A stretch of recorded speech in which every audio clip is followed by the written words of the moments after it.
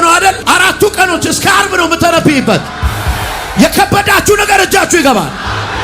ተፈቅዷል የሚል መልስ፣ ተከፍቷል የሚል መልስ።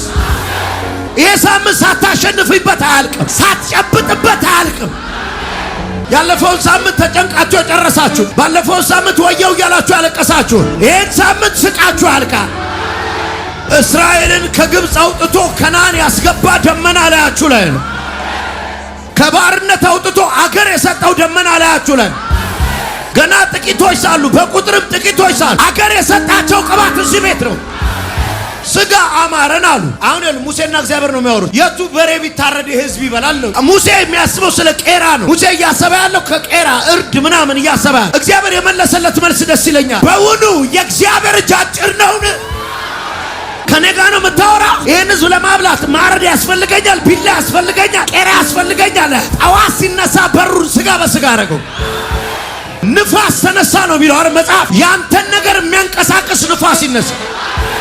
ሁሉ ጊዜ ንፋስ በግሪክ ቋንቋ ንፋስ እና መንፈስ አንድ ቋንቋ ነው። ለዚህ ነው ኢየሱስ እኮ ንፋስ ከየት ተነስቶ ወዴት እንደሚነፍስ።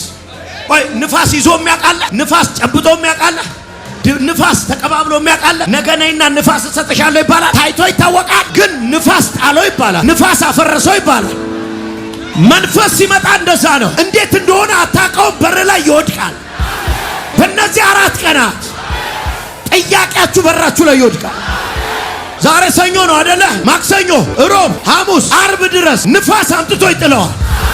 የሆነ ስራ መንፈስ አምጥቶ እጅሽ ይጥለዋል። አንድ ፕሮፐርቲ እጅሽ ይወድቃል። አሁን ጠዋት ተነስተው ድርጭቶችን አገኙ ይላል። ከዛ እያነሱ መብላት ጀመሩ። ከኔ ገዛሽው ታችኛው በክተራ ከዛኛው ቀረ አይደለም። ከየት መጣ? ንፋስ ነው ያመጣው። መንፈስ ማለት መንፈስ ያመጣውን እንጀራ ትበላል።